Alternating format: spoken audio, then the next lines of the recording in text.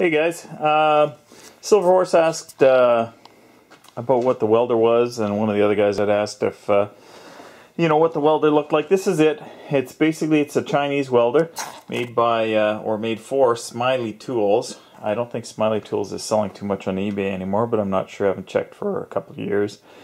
Nevertheless, this is an AC/DC Tig Stick and Plasma cutter.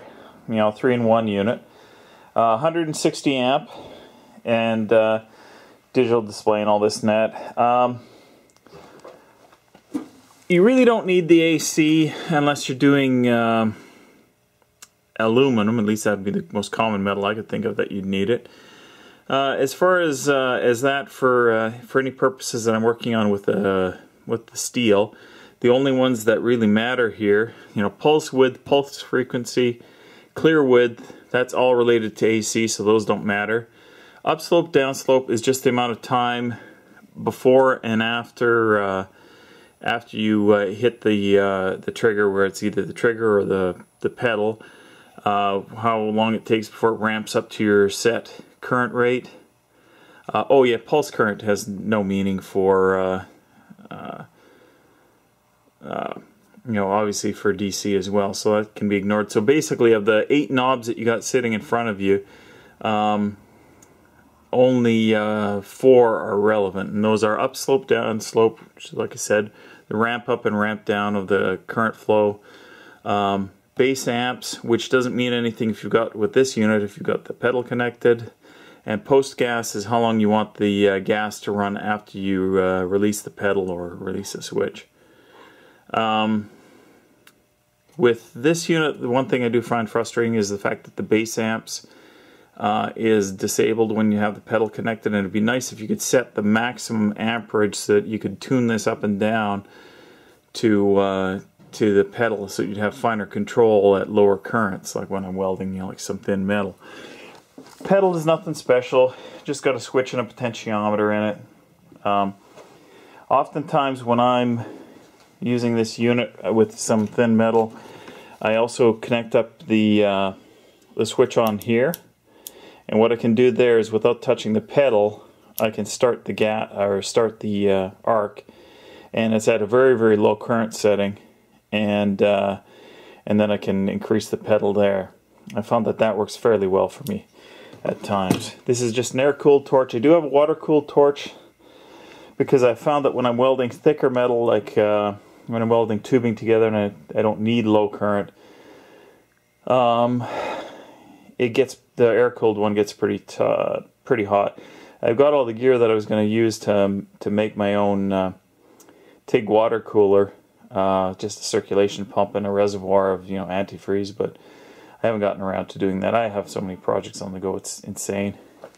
Anyways, that's the unit. I'm using pure argon with this one. That's what you have to use with Tig. You can't use a mixture, so you go through it a little bit faster than the other stuff, but I've had this tank for a while.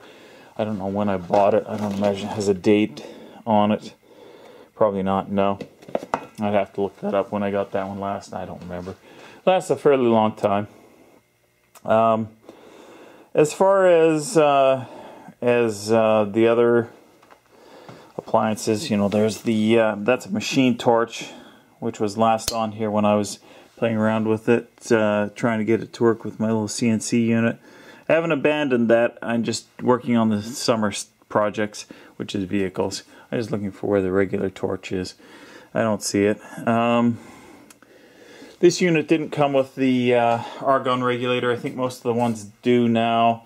I had to buy the pedal separately as well, but most of the ones I've seen do come with them now.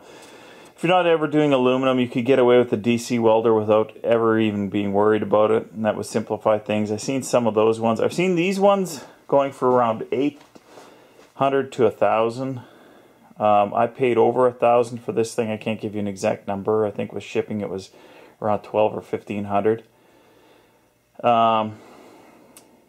But I've seen smaller units that actually are rated for a higher capacity but are DC only, going for around $500–600 for 3-in-1s and $300 for for just the TIG only. I don't know if those are scratch start or if those are high frequency start. this one is high frequency start, so what that means is you don't have to touch the electrode to the work to start it. You can just hold it near it and hit start, and it'll spark the gap. Anyways, hopefully it gives you guys any information you might need about this unit. 160 amps maximum capacity. It is temperature regulated, so it'll shut itself off, but I've never had that happen with this one. So I suppose one thing I can add is that I have actually used it for aluminum welding. I have some aluminum rods, and what are these ones? These are ER4043. Okay. And I've had decent luck. I haven't done a lot of practice aluminum welding with it. The first thing I did try to weld was welding a aluminum snowmobile shroud for an engine, just for the hell of it.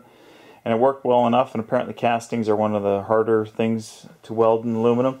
The other things I've welded were the bearing supports for my lawnmower blades, which were also aluminum. They cracked, 2 out of 3 ears off of one of them. And I went and I managed to successfully weld those on, and they seem to be holding together. So anyways, that's it for today, guys. Thanks a lot.